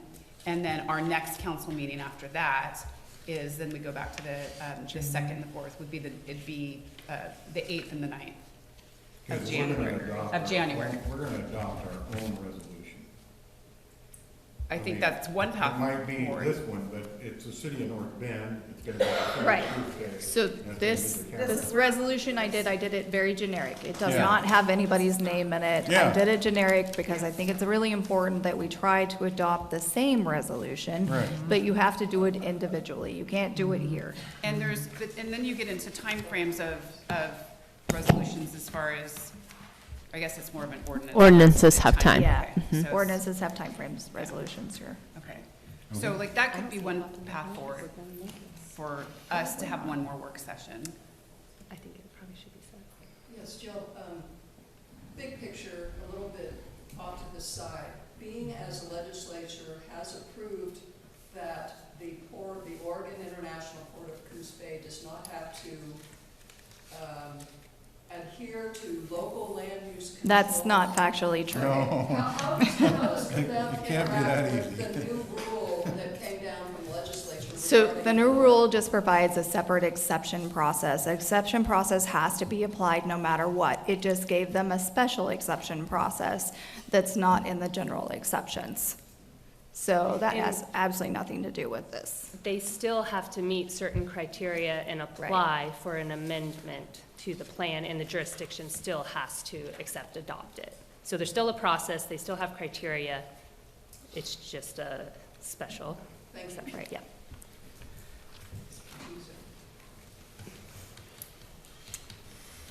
So what do we want to So do? do we- So are we saying separate, are you saying that you want to do separate We have to have the ones? same resolution though, I think, so if we have one, then it's gonna have to affect other people. Well, our city planners could work together to. Derek's got it. Yeah. So let me back up. The reason that we started having this joint meeting is because one planning commission, and I will take credit for that because it was ours, made suggestions that were different from the other two planning commissions, and then they weren't able to talk to anybody else. And so then we had somebody that had a different decision over here from these.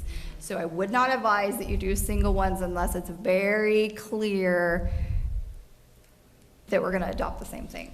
Because I do not want to get in a situation where somebody adopts something different. I feel personally, like the joint process that we have here tonight is what we need to be at. I fear more so that if we do it separately, that we're not gonna be on the same page. Well, when I meant separately, Yes. I meant that the mayor here has to sign it, Joe's Yeah. gotta sign it for you. Right. So, that's Right. what I meant. Right. Yeah, hell, I'd sign that right there. But, yeah. Can we just take one pause and, we have Meg Reed on, from DLCD, and she has been helping us through this process and is trying to help us with the funding, and maybe just get some feedback from her before we do anything else. That sounds great. That sounds good. Meg, I don't mean to put you on the spot, but I'm hoping you're Yeah, I'm here. Unfortunately, I missed a lot of your discussion because I had to put my daughter to bed. I'm sorry. I'm sorry about that. But I have been hearing like the most recent conversation about resolutions, but maybe if you could quickly summarize what you'd like me to weigh in on. So Meg, we're thinking about we're thinking about just taking this back to adopting the zone map, figuring out section 2, which is how we deal with future amendments, which we've been working on for, I don't know, a while. And then linking the plans together, and that's it. And then that is our phase 1, and we don't go any further than that. And what we're worried about is how this was going to affect our possible grant that's due in February if we can't get a final decision in place by February. Oh, okay, I got it now. Okay, thank you. I appreciate that. Yes, I think that's fine, and I think that's fine for the grant application. Because of the sort of nature of the grant criteria that we're going for, it's going to be like a coast-wide effort, and I just don't think that there will be enough funding for the full, quote-unquote phase 2 for Coos Bay, but breaking it down into maybe another kind of piece might be more feasible. But yeah, something for a future discussion. But I think regardless, I think it's fine for the grant application. Well, we don't know if we're gonna make the deadline. I think that's what we're asking. So if for some reason we can't get adopted for 2, but we actually have maybe just the resolution adopted, is that yes, enough? Yeah. Would that show progress we just enough? really need a letter of support, really, or a letter of collaboration. So that could be. The resolution could sub in for that, but a separate letter could also be fine for the grant. So I would ask the city manager of Coos Bay the question. So if we're going to call it the stripped down version of phase 1 with those things that Jill was listening, do you think that is and is that something where still you as the 2 city managers and the county and the city planners could present to the councils in their work sessions an agreed upon resolution and the map forward that she's saying with this kind of basic phase 1, is that something that you feel could be a good path forward? Or do we need to look at calendars and figure out how we can all get back together as one body? Is it making it too complicated if we go back to our own? So I think you certainly can do that. That isn't a stretch for us to do that. I think we are in a good agreement place. What I would maybe suggest is this format makes their lives a little bit easier, and we are looking for that feedback because they have one place, one time, rather than trying to catch all 3 meetings. I think that's your goal, is to listen to this body of folks who are really interested in that. That may make it challenging for finding a schedule that we can all meet again on, especially with the holidays. But now knowing that we have some flexibility with time and even potentially a letter that says we're going to collaborate on this, that would be my recommendation, is that we really try to coordinate this again. So may I make a proposal? So how about the city planners take this information that we got tonight, we work together and hash some details out. At each of our respective bodies' next regularly scheduled meeting, we bring that before them so they can lay eyes on it and come to us with any questions. Then we can reconvene and then have another joint work session to actually adopt, if that makes sense. My only concern is that's not enough time. Yeah, I'm not sure. How fast do you think we are, Derek? I think we're pretty fast. What time frame are you suggesting? Like, so you're saying, like, we already have some scheduled work sessions, right, that we know is on December 18th. And then we're kind of out of days of the year, though, after that, right? Like, you have, that's what I worry about, is what would be your preferred deadline? Well, the problem is I'm trying to figure out how this would work, because you're trying to do public input, and if you do a work session, like, we have to notice it, we have to have a time certain. Are you prepared to do a time certain right now for your part? Or, I mean, how I don't know how you would notice it. Trying to take this and make it a business item that goes on my regular board agenda meeting when it's a land use item doesn't really fit. So, just going off of North Bend's timeline, what I'm proposing is that us 3 would get something together to put before our boards no later than December 15th, and I would present it to my city council on December 18th, just as a reference item, not as an action item. And then we would reconvene as a joint body the first week of January at some point. We don't have a work session. We don't. It doesn't, we don't. We have a January 2nd council meeting. We don't have any December meetings. Doesn't mean we can't. Sorry, Mayor. So we could do it January 2nd, and then we could, what if we had a joint meeting on January 4th, another Thursday, and then wrap this up? It really sounds like we just need to find some way to get a joint meeting together in early January so we can come up with a decision on your suggestion and either move forward or not. I agree, yeah. Thursday, January 4th. I can commit to that. Zoom or in person?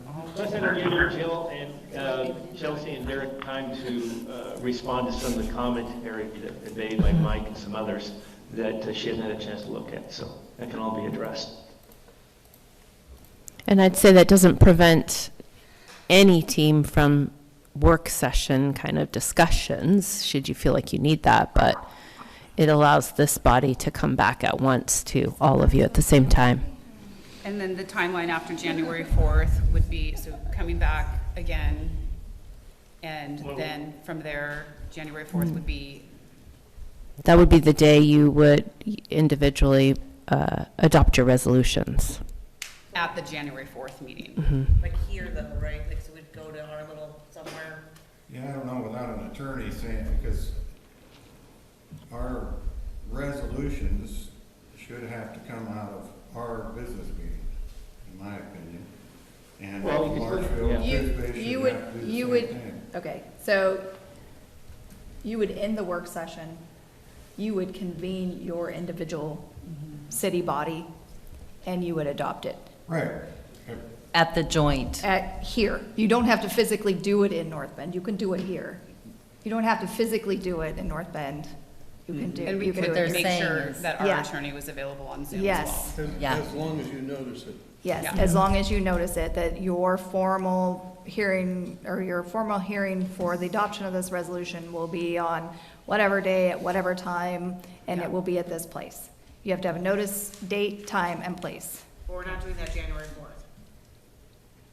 I think that's what we're suggesting. I think that is yes. necessary. Yeah. Yeah, yeah. You got 'em? Are you now? I think if we're gonna do it, let's just pick the date and do it. Yeah. Lock it in and do it. Are you, Agreed. I think Thursday, January 4th is what we're saying, right? Yes. Sounds good to me. Thursday, January 4th. Barbara, are you comfortable with that? Are you comfortable? I love you guys. I'm supposed to be on vacation?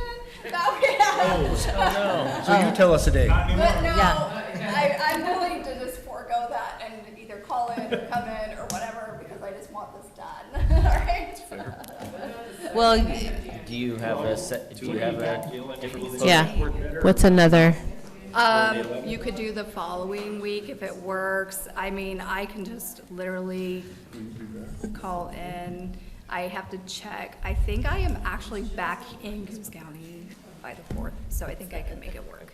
You're back by the 11th, is that too late? No, I'm back. Can you Zoom in, Jill? I know I'm back by Friday, but I can't get back. No. So are you gonna be back on the 9th, January 9th? It's the following Tuesday? Yeah. About the following That Thursday. is a North Bend City Council So, meeting. so How the about following Thursday, the following 11th? Thursday, the 11th. Thursday on the 11th. Yeah, the 11th. Does That the is, 11th work for you guys? There's that is not a good date. That's not a good day. How about, what's your evening of the? The 10th? what about the 10th? Was, just as a question, was the resolution here a joint effort from the planners across the jurisdiction?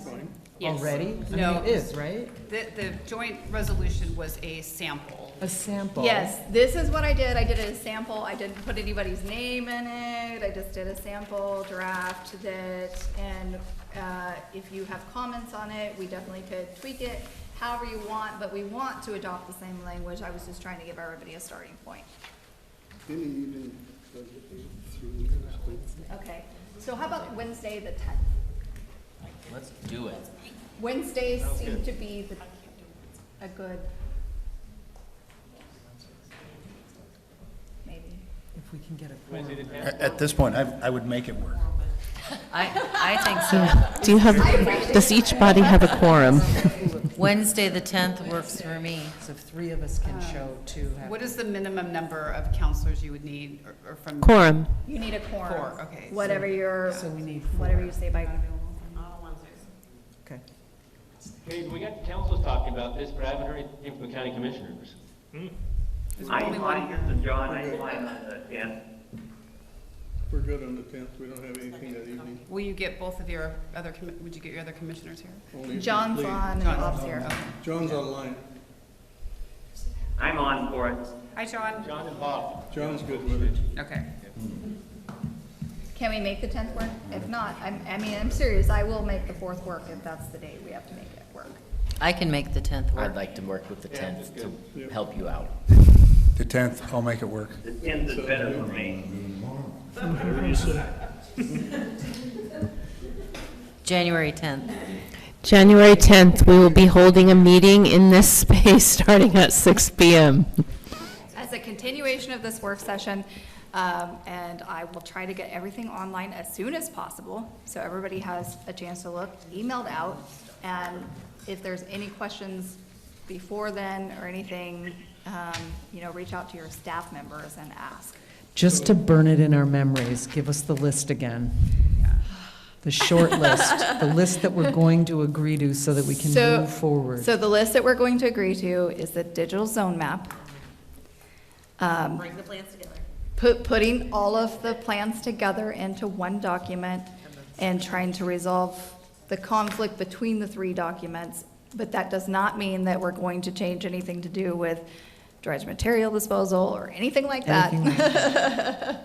That just means That's the if. section 2. And then section 2. No, the section 2 is the future policies for how to move forward. That's your 3rd thing. Okay. And headers. That's And headers. Okay. That's Okay. part of the second. That's just what I had. I knew there were four After things. after the joint work session, then each respective councils in the BOC will adjourn to wherever here and have a meeting with their respective whoever and have a vote, but you need to remember to have it noticed. Yes. So I would suggest that we do this work session from 6 to 7:30, 7? What do you guys feel comfortable with, an hour? I mean, So if you did it for 7 and then we noticed your meetings like at 7, 7:15 and 7:30? So, and I don't know if this is kosher for everybody else, but so our council meets and then our urban renewal meets. And we noticed that this meeting immediately follows this Yes, we can do without a time Yes, frame. that makes So we would just want to acknowledge which order we would be holding those. And I don't think you need to convene in another space. We would just all be attending each other's Right. meetings in this space. Right. So I would suggest that you start out with the decision from North Bend, move to Coos Bay, and then move to the Board of Commissioners. Does that Thank work you. for everybody? And the notice will go out that says 6 PM, work session and formal hearing. Yes. Ahead of, sorry, Bob. One last note, there was a lot of discussion about who appoints the tribe and all that. I would assume the tribe or tribes would appoint their own people. It would just be a formality of putting them on the board. They bring the name forward, and then the Yeah. official Yes. appointment The is others would made. be appointed. Yeah. So it's just language. And I would hope we would find 21 individual people instead of being, one person being on both of them. That's Yes. true.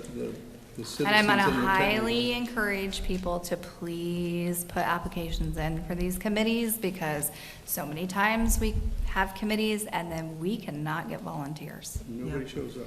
Yep. We have vacancy, vacancy, vacancy, and so Yay, good job, Mike. I will hold you to that commitment.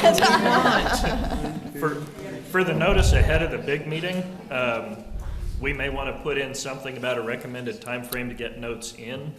Otherwise, one of two Yeah. things is going Right. to happen. We're going to get them 2 hours before, and it's Exactly. just going to hold up the whole thing. Or I agree. It So- won't happen, and nobody will be happy because If- nothing will move forward.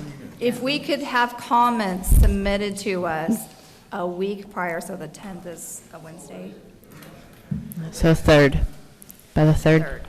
So if we could have comments submitted on the 3rd by 5 PM to us, email us, let us know, call us, make sure we got them. You know, we're all super busy, we try to catch everything. I don't know that I've ever missed comments ever in my life, but I don't want to. So make sure you can email them to me, you can email them to Chelsea, you can email them to Derek, but please just make sure that they get to us. The day of just is too hard because we all Yes. have jobs. And You weren't the only one, though. I just saw them, here. It doesn't give us enough time to.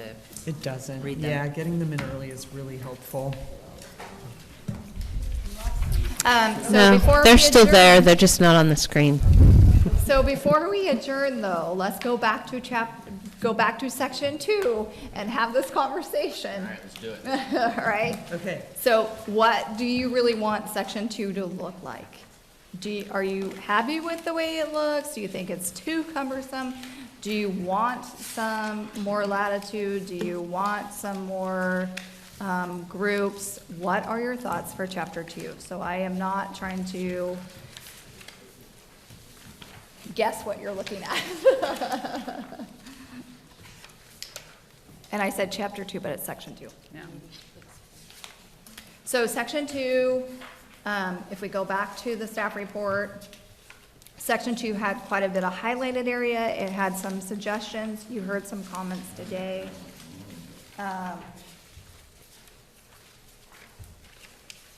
The major and the minor revision process, does that work? Does it not work?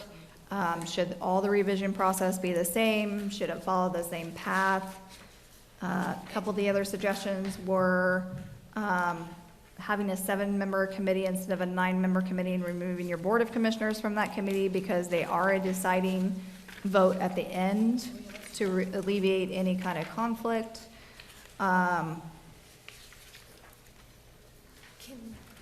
maybe can we get consensus? Do decision makers, the cities, the county, are you comfortable with a joint steering committee serving as a recommending body for the purpose of moving up proposed amendments to the county for final adoption? That way, we're holding joint work sessions, public is all in one place, we get all the feedback, the committees get all the feedback.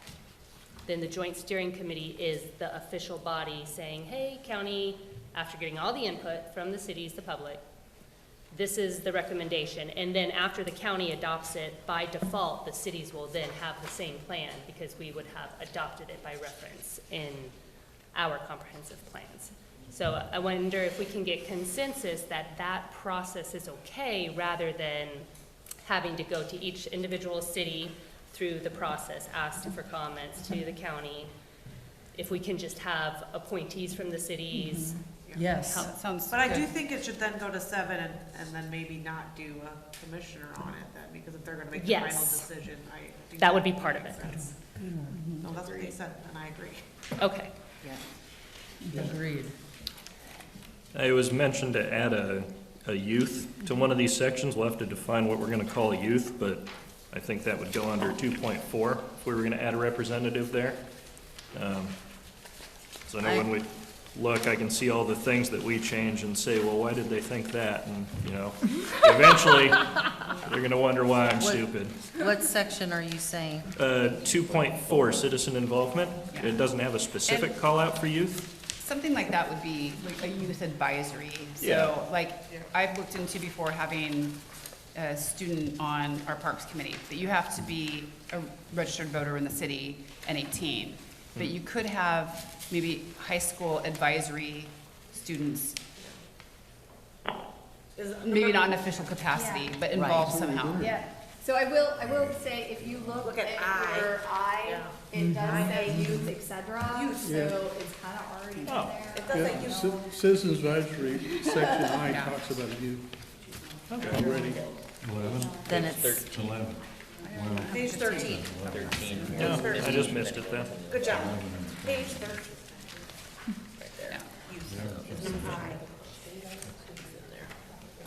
So did you get the direction you wanted, Jill? Jill? Jill, did you get the direction you wanted for phase 2? For phase 2? I mean, For section 2. yeah, section 2. So, the last question is, do you want these categories in this, or do you want them by resolution? How specific do you want these to be? Understanding, yes, we want youth involvement, we want all these categories and maybe more involved. Do we want to spell it out in the plan under section 2? Or do we want to leave the details about the roles and responsibilities of the committee in section 2, but remove the bullets, we want X, Y, Z to be technical advisory committee members and X, Y, Z to be citizen advisory committee members?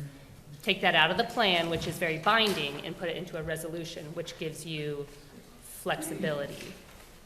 So I think we want to know how you feel. Do you want to set it in stone in a plan, the makeup of those committees, or would you prefer it be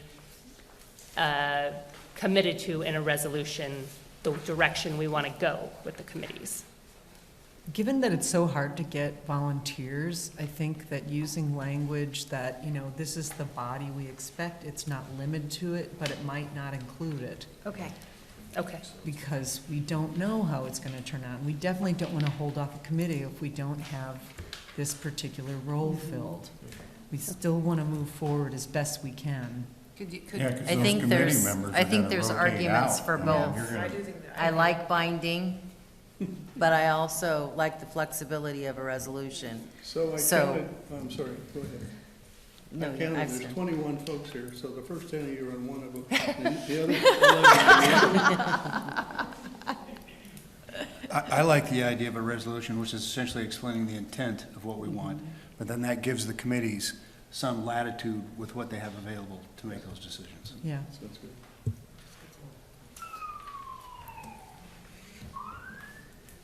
So I think I'm hearing the consensus, so I heard you, Counselor Kilmer, we like binding, and we want to ensure that we're all on the same page, and we're not going to step back on this and try to remove one focus group from it. I don't think that's anybody's intent, but I think what I'm hearing is everybody agrees we'd like to keep the detailed composition with the intent that will help guide us there in a resolution. Yes. And just define the roles and responsibilities in section 2 of the plan. Would the resolution also help talk about kind of recusals? Because I know that was talked about tonight too. Or is that Recusal separate? is really a mountain. Separate. It's built into law. Law. right? I was gonna say, that's a Just making sure. recusal is in a Just legal. making sure. Yeah. I'm not trying to give you legal advice, so. Just making Secretary of State will though. Do you want to reference the resolution in this text? Is it, I don't think, well, is it harmful? I don't think it's harmful. Yeah. So I think that if It you might want to do change that, it. we would reference this specific resolution in this text. So if you want to take that out, put the procedures in this section, we would say, this is pursuant to resolution such and such, so that it doesn't get lost, it doesn't get disconnected. There'll be a lot of warehouses. I like those warehouses.